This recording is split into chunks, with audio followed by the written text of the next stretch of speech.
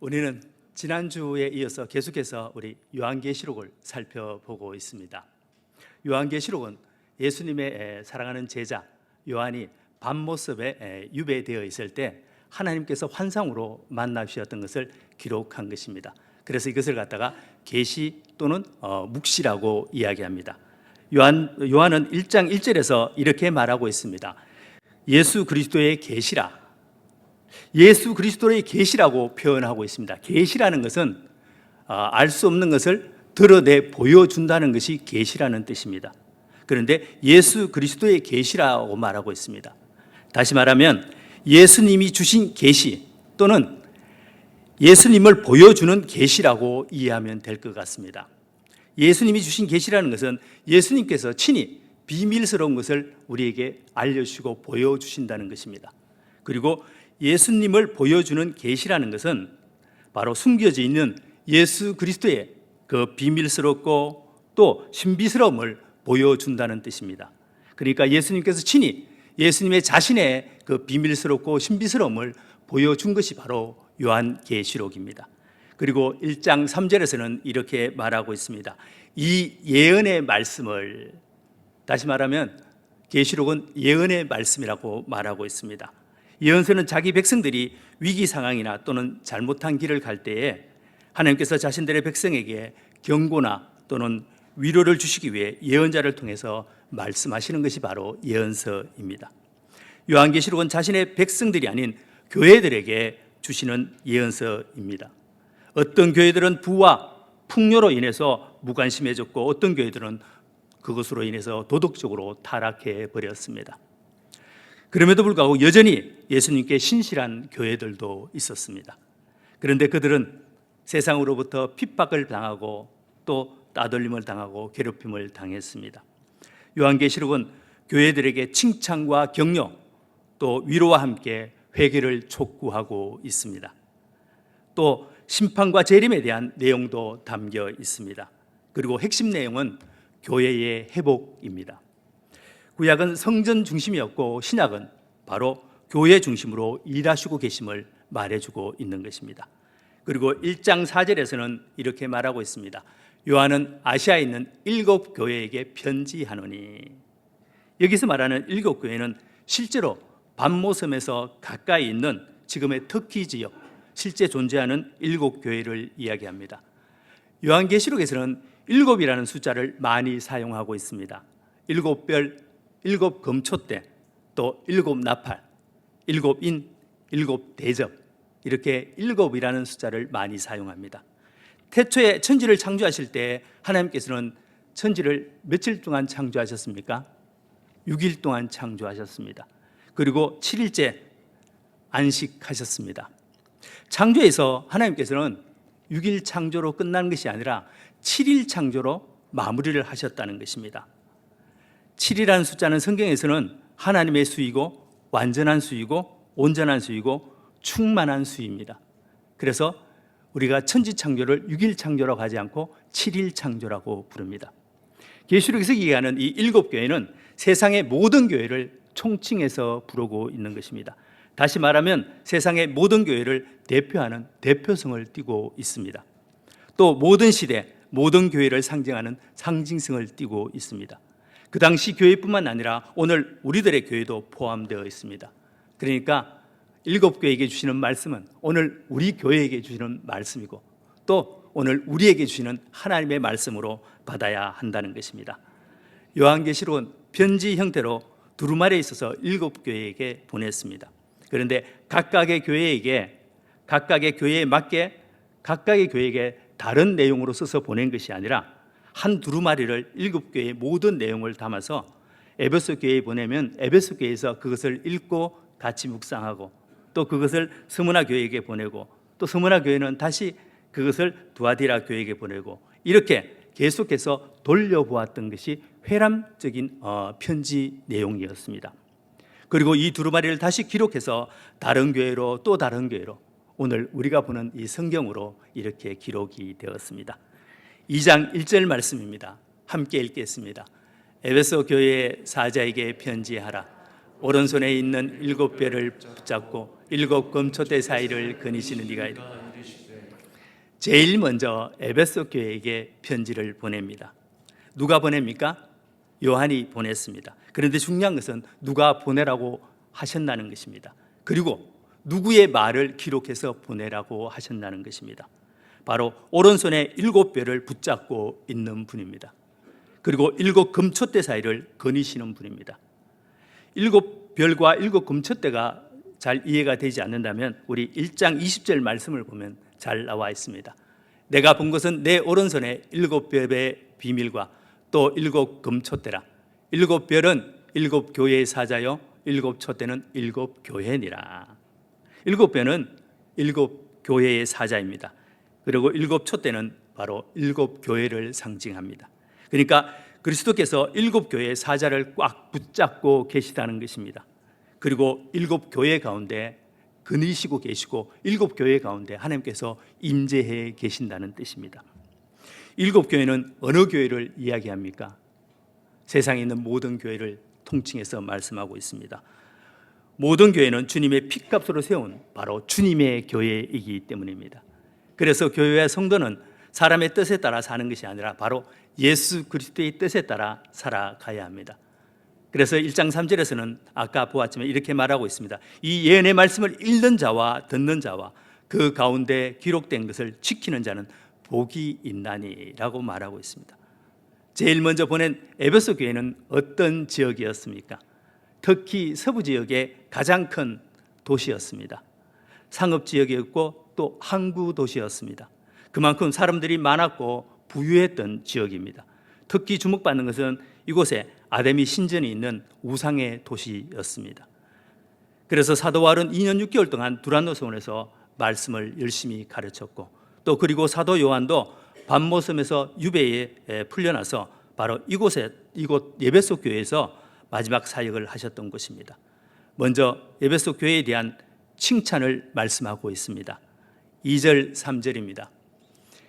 내가 내 행위와 수고와 내 인내를 알고 또 악한 자들 용납하지 아니한 것과 자칭 사도라 하되 아닌 자들을 시험하여 그의 거짓된 것을 내가 드러낸 것과 또 내가 참고 내 이름을 위하여 견디고 게으르지 아니한 것을 아노라 라고 말하고 있습니다.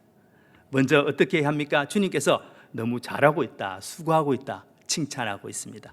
담임 목사님 버전으로 하면 애쓴다 말하고 있는 것입니다. 구체적으로 3가지를 칭찬합니다. 행위와 수고와 인내를 칭찬하고 있습니다.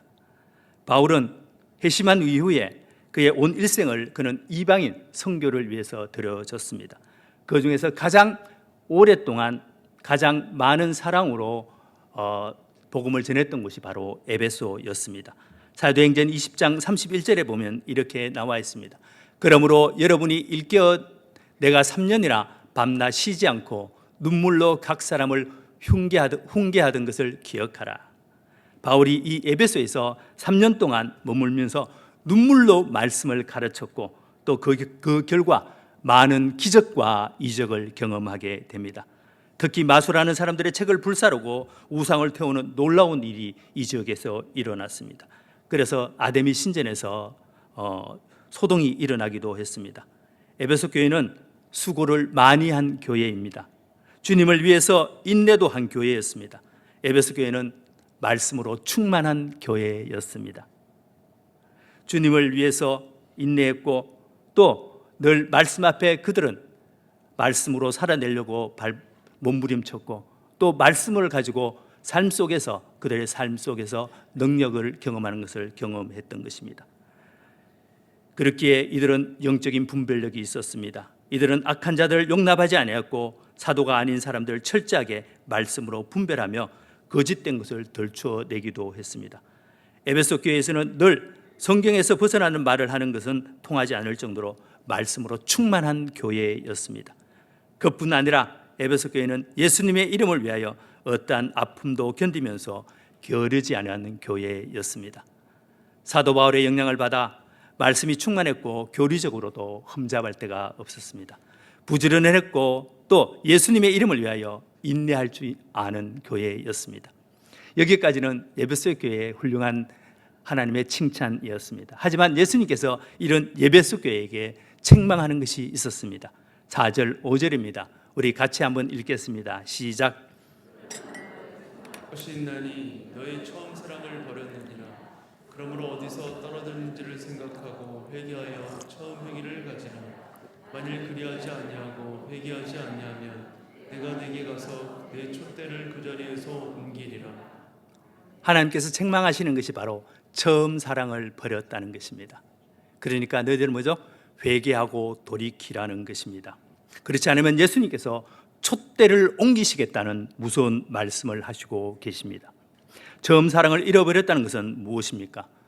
우리가 예수님을 처음 만났을 때 느꼈던 그 감정을 생각해 보시면 될 것 같습니다. 죄 많고 허물 많은 인간들을 위해서 예수님께서 십자가에 못 박히신 구세주임을 믿고 자신의 죄를 회개하며 주님께 감사드렸던 그 눈물 흘려드렸던 그 예배, 그 처음 사랑, 그것이 바로 처음 사랑입니다. 그때는 예배의 감동이 있었습니다. 촉촉이 임하는 하나님의 은혜가 있었습니다. 그때는 말씀에 목마름이 있었습니다. 찬양의 눈물이 있었고 또 기도의 뜨거움이 있었습니다. 그리고 주님 앞에 들어졌던 열정들이 있었습니다. 그래서 마음이 따뜻했습니다. 처음 사랑을 가진 사람들은 다른 사람을 절대로 정죄하지 않습니다. 다른 사람들의 허물을 보지 않습니다. 오직 예수님의 사랑으로 다른 사람의 허물을 감싸 안고 기도하는 사람입니다. 자신이 예수님과 같이 살지 못함을 깨닫고 통회하고 눈물 흘리며 기도하는 사람입니다. 그들은 더더욱 예수님과 더 가까워지기 위해서, 더 거룩하기 위해서 어떻게 하면 더 경건할 수 있을까? 그들은 기도했고 늘 무릎을 꿇고 기도하는 사람들이었습니다. 그런데 에베소 교회 교인들은 그 처음 사랑을 잃어버렸습니다. 그들은 너무나 이성적이었고 또 그들은 너무나도 열심적으로 하나님 앞에 드려져 헌신했기 때문에 자신의 열심을 많이 보았습니다. 다른 사람들을 정죄하는 것에 능숙했고 자신의 죄를 발견하는 것에는 그들은 인색했던 것입니다. 말씀에서 벗어난 사람들을 가려내서 교회가 말씀 중심으로 사는 것은 당연한 것입니다. 하지만 교회는 주님에 대한 첫사랑을 잊지 않고 또 다른 사람에게도 주님의 사랑을 나타내야 하는 것이 중요합니다. 에베소 교회에서는 무엇보다 첫사랑을 회복해야 하는 것입니다. 이것은 오늘날 우리 모두에게 주시는 하나님의 말씀입니다. 우리도 처음 만났던 그 감동, 그 은혜, 그 열정, 그 뜨거운 기도, 그것이 회복돼야 할 것입니다. 말씀을 아무리 많이 읽고 많이 알고 있어도, 기도를 아무리 많이 하고 봉사를 많이 하면서 주님을 위해 희생했다 하더라도 마음속에 주님에 대한 사랑이 없다면 형식적인 기독교인이 될 것입니다. 고린도전서 13장에서는 이렇게 말하고 있습니다.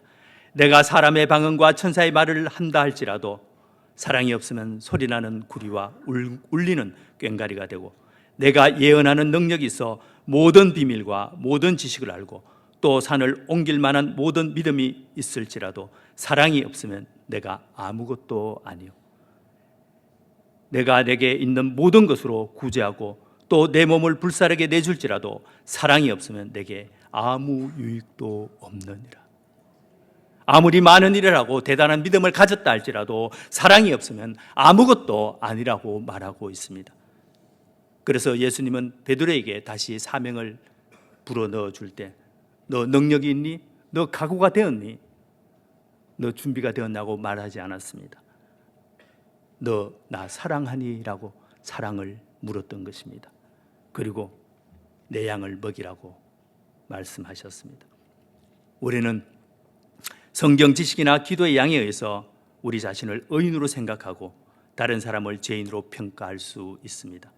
예수님 당시에 바로 바리새인들이 그랬습니다. 그들은 뛰어난 성경 지식과 하나님에 대한 많은 헌신, 그리고 그들은 많은 하나님 앞에 드려졌던 기도가 있었기에 그들은 자부심이 있었지만 그들은 다른 사람을 무시했습니다. 다른 사람에 대한 사랑이나 희생을 가지고 있지 않았습니다. 그렇기 때문에 예수님께서는 그들을 향하여 독사의 자식이라고 무서운 말씀을 하셨던 것입니다. 오늘날 우리들은 여러 가지 어려움이나 고난 때문에 첫사랑을 잃어버릴 수도 있습니다. 여러분, 첫사랑을 회복하셔야 합니다. 첫사랑을 회복해서 다른 사람에 대한 긍휼과 자비함에 손길을 내밀면서 많은 사람들에게 예수님의 사랑을 흘러보내는 그런 축복의 통로가 되어야 할 것입니다. 우리 스스로가 예수님께 큰 은혜를 얻은 죄인이라는 사실을 잊지 말아야 할 것입니다. 사도 바울의 고백같이 나는 죄인 중에 괴수라고 그 하나님의 주신 은혜와 사랑 잊지 말고 날마다 회개하며 하나님께 더 가까워지기를 축원드리겠습니다. 6절입니다.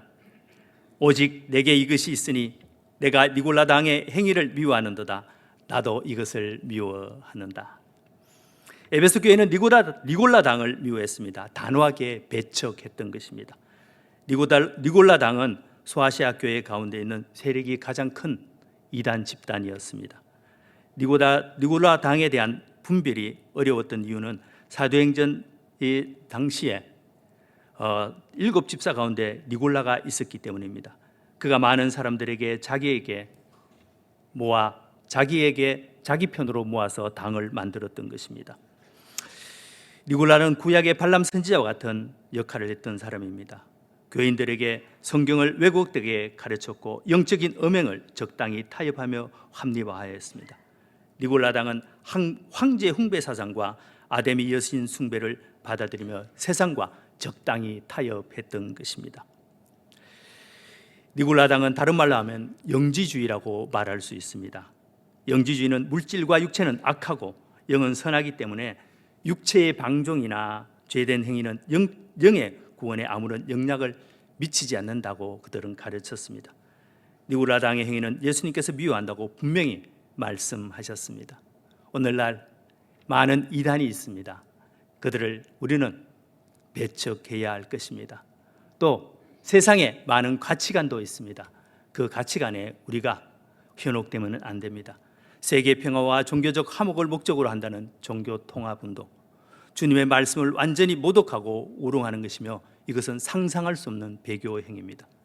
종교 통합주의, 혼합주의 같은 니골라 당은 교회 아래서 바로 다 몰아내야 합니다. 이것은 예수님께서 미워하시는 것이었습니다. 우리 7절 말씀입니다. 우리 같이 한번 읽겠습니다. 시작. 귀 있는 자는 성령이 교회들에게 하시는 말씀을 들을지어다. 이기는 그에게는 내가 하나님의 낙원에 있는 생명나무의 열매를 주어 먹게 하리라. 아멘. 여기서 에베소 교회에게 보낸 편지입니다. 그러면 에베소 교회가 들으라고 말해야 되는데 교회들에게 하는 말씀으로 들으라고 말하고 있습니다. 다시 말하면 이 교회는 에베소 교회만 말하는 것이 아니라 오늘날 우리 모든 교회를 통칭합니다. 시대와 지역을 초월하는 세상에 있는 모든 교회에게 주시는 말씀입니다. 그러면서 이기는 그에게 이겨야 한다는 것입니다. 성령을 통해서 하시는 예수님의 말씀에 순종하고 따르는 자들, 오늘 말씀 앞에서 회개하며 돌이켜 첫사랑을 회복하는 사람을 이야기합니다. 회개는 겸손입니다. 이는 매우 중요한 태도이고 겸손하지 않고는 회개할 수가 없습니다. 겸손은 내가 죄인이라는 사실을 자랑하고 나 스스로 깨끗하게 될 수 없다는 존재를 깨닫고 통회하며 주님 앞에 엎드리는 것입니다. 처음 사랑을 잃어버리면 남을 사랑할 수 없게 된다는 마음이 아픕니다. 주님의 사랑이 우리 마음속에 강하게 역사해야만 우리의 원수도 친구로 보여서 그를 보듬어 안을 수 있습니다. 에베소 교회는 이것이 필요했던 것입니다. 이기는 자에게는 하나님의 낙원의 생명나무의 열매를 주어 먹게 하겠다고 말씀하십니다. 회개하여 첫사랑을 회복하면 낙원에 있는 생명나무의 열매를 우리에게 주시고 또 영원한 안식을 허락하십니다. 이것이 바로 천국에 우리에게 주어졌다는 천국에 대한 약속이고 그곳에서 영원한 안식이 우리에게 주어진 것입니다. 영원한 생명이 우리에게 주어진 것입니다. 우리 8절 말씀입니다. 함께 읽겠습니다. 시작. 스무나 교회의 사자에게 편지하라. 처음이며 마지막이요 죽었다가 살아나시니가 이르시되. 처음이요 마지막이요. 두 번째 교회는 바로 스무나 교회였습니다. 스무나 교회에 편지를 보내면서 예수님이 자신을 이렇게 소개하고 있습니다. 처음이요 마지막이라고. 천지 창조의 시작도 예수님의 말씀으로 창조하셨고, 또 마지막 심판도, 예수님의 재림도 예수님께서 심판주로 오실 것이라는 것입니다. 그리고 우리의 인생의 생사학을 주관하시며 우리의 인생의 처음 시작과 우리 인생의 끝도 바로 예수님께서 주관하시고 예수님께서 모든 것을 주장하시고 계시다는 것입니다. 그리고 죽었다가 살아나시니 십자가의 죽음과 무덤의 문을 여시고 부활의 영광을 말하고 있습니다. 교회는 성도는 그리스도 안에서 새로운 피조물이며 새로운 시작을 의미합니다. 우리 9절 말씀 함께 읽겠습니다. 시작. 내가 내 환난과 궁핍을 알거니와 실상은 내가 부요한 자니라. 자칭 유대인이라 하는 자들의 비방도 알거니와 실상은 유대인이 아니요 사탄의 회당이라.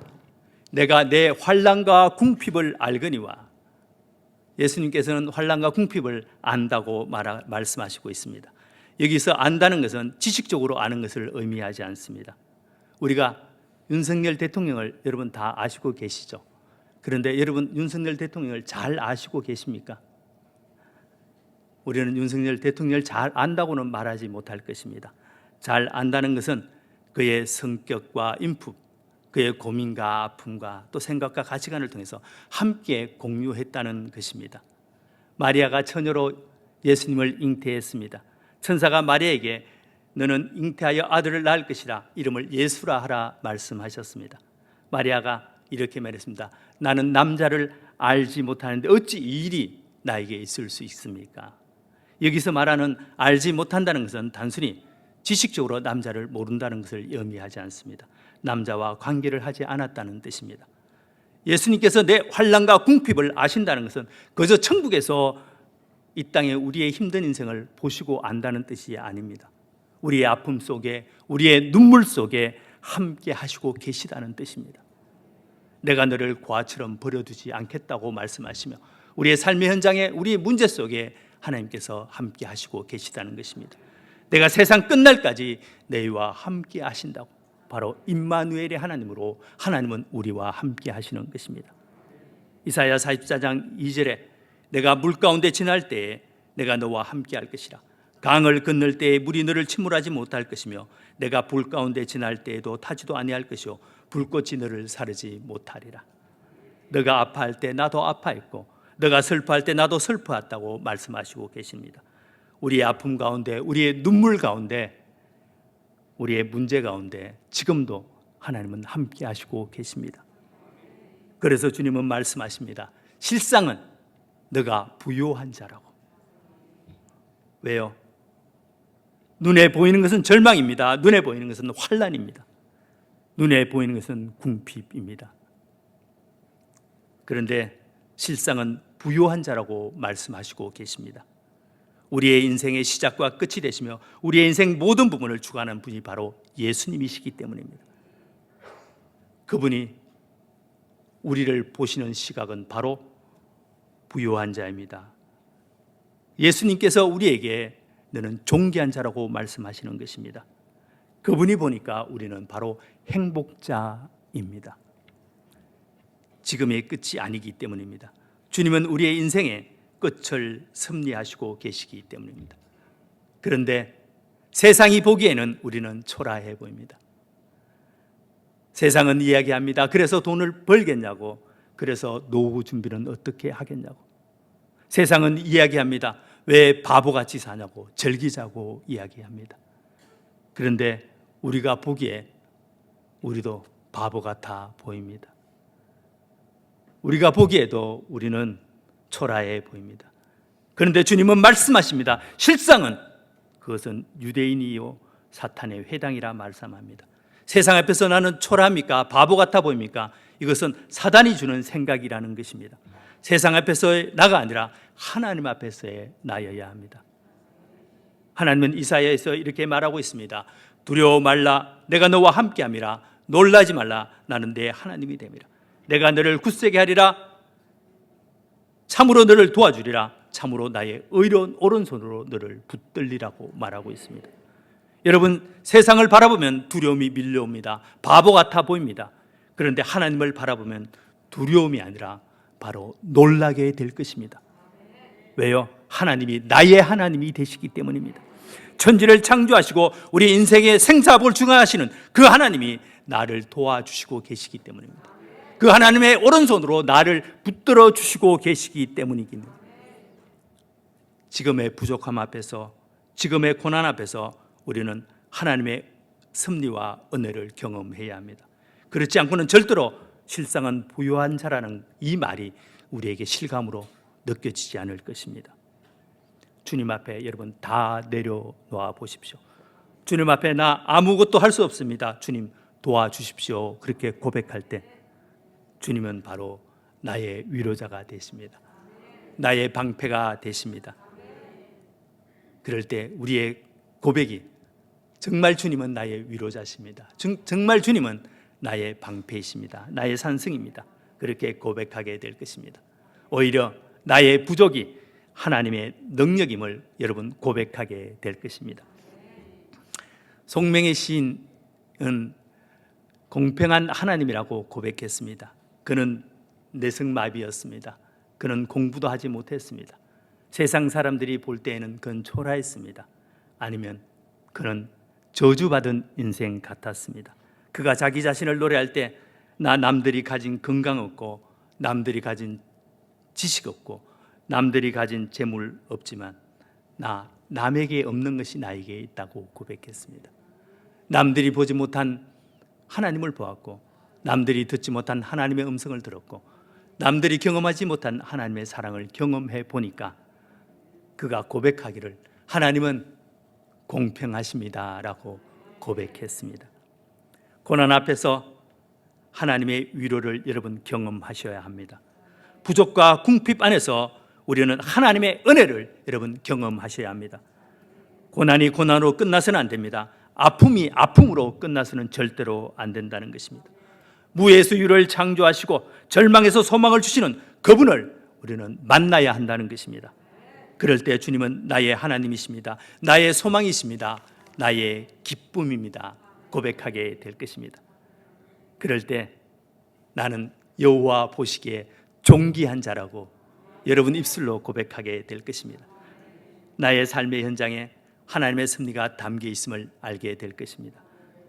그래서 우리는 대충 살아서는 안 되는구나, 나는 행복자구나 고백하게 될 것입니다. 그런데 10절에 보면 이렇게 나와 있습니다. 너는 장차 받을 고난을 두려워하지 말라. 볼지어다 마귀가 장차 너희 가운데에서 몇 사람을 옥에 던져 시험을 받게 하리니 너희가 10일 동안 환난을 받으리라. 내가 죽도록 충성하라. 그리하면 내가 생명의 관을 내게 주리라. 아멘. 환난을 받겠다고 이야기합니다. 그런데 환난을 며칠 동안이요? 10일 동안이라고 말하고 있습니다. 이것은 짧은 시간을 의미합니다. 이 환난 금방 지나갈 것이다. 그러니 인내해라. 조금만 참아라. 조금만 견뎌라. 반드시 끝이 올 것이라 말입니다. 현재의 고난은 장차 받을 영광과 비교할 수 없다고 말하고 있습니다. 중국 고사성어 중에 인생지사 세옹지마라는 말이 있습니다. 중국 변방에 사는 한 늙은이 세옹이라는 노인이 살고 있었습니다. 어느 날 그 노인이 돈을 많이 들어 비싼 말을 한 필 샀습니다. 그러자 동네 사람들은 다 부러워했습니다. 그런데 그 말이 어느 날 집을 나가 버렸습니다. 그래서 동네 사람들이 걱정을 했습니다. 비싸게 산 말인데 상심이 크겠습니다 하라고 그 세옹 노인에게 위로를 했습니다. 그러자 노인이 이렇게 얘기하겠습니다. 슬픔이 있으면 기쁨도 있을 것입니다. 괜찮습니다. 대수롭지 않게 받아들였습니다. 그런데 동네 사람들은 이해하지 못했습니다. 그런데 며칠이 지나 그 말이 정말 야생말 3마리를 데리고 들어온 것입니다. 그래서 동네 사람들이 드디어 저 집에 또 경사가 났다고 축하한다고 이야기했습니다. 그러자 세옹 할아버지가 이렇게 얘기했습니다. 좋은 일이 있으면 또 나쁜 일도 있을 것입니다. 그래서 그 세옹이 할아버지의 아들이 새로 들어온 야생말을 길들이다가 말에서 떨어져서 다리가 부러져서 불구가 되었습니다. 그러자 동네 사람들이 또 근심을 합니다. 아, 저 집에 하나밖에 없는 아들이 불구가 되었으니 어떡하냐고, 대가 끊겼다고 한탄을 하고 걱정했습니다. 그때 전쟁이 일어나서 많은 젊은이들이 전쟁터에 나가게 되었습니다. 그 동네 많은 젊은 남자들이 전쟁터에 나가 전쟁을 하다가 다 죽게 되었습니다. 그런데 세옹이의 아들 그 불구 한 사람만 그 동네에서 남자 젊은 사람으로 살아남았습니다. 그래서 동네의 모든 여자들과 결혼해서 살았다는 재미있는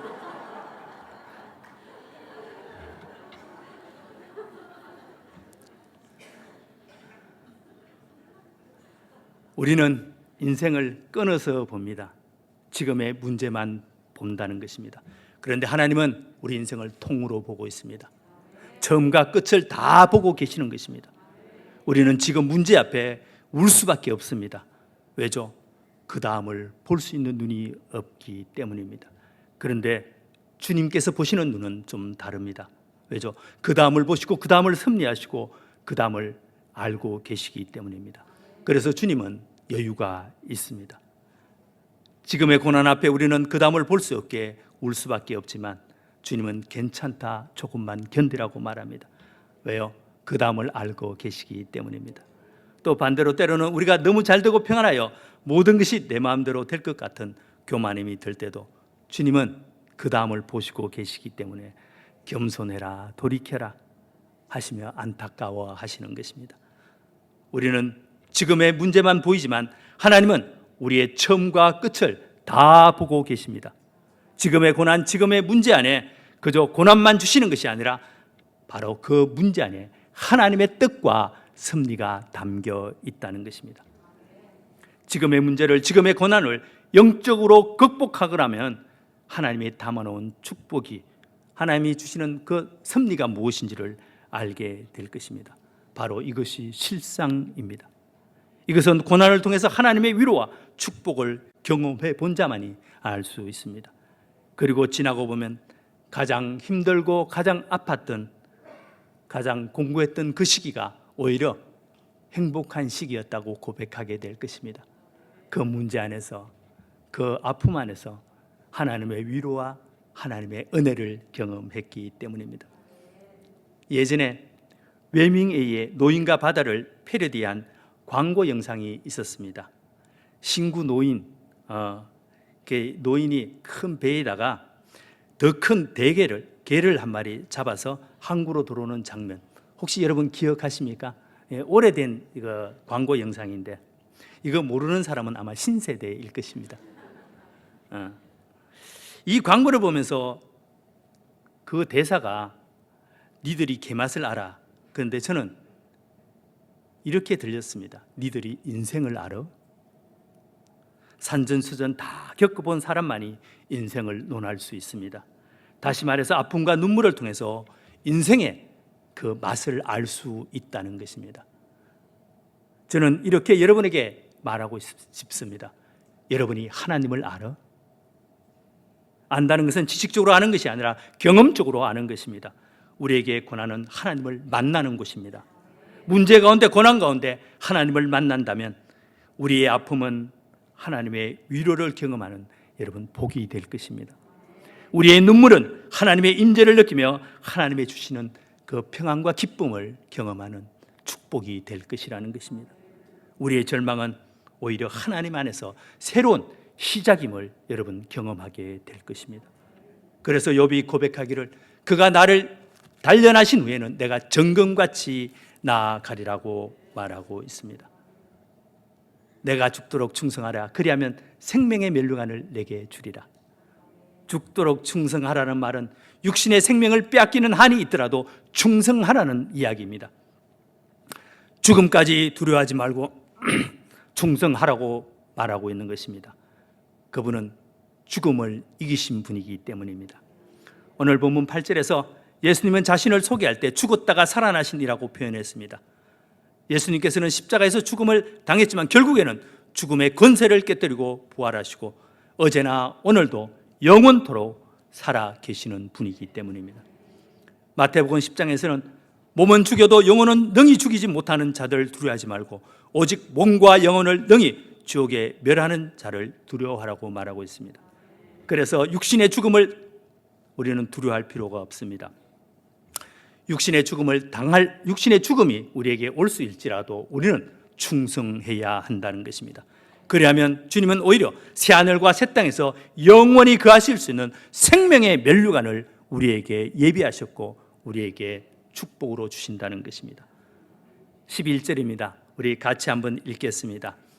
시작. 귀 있는 자는 성령이 교회들에게 하시는 말씀을 들을지어다. 이기는 자는 둘째 사망의 해를 받지 아니하리라. 아멘. 여기서 이기는 자는 고난을 이겨내고 끝까지 충성하는 자입니다.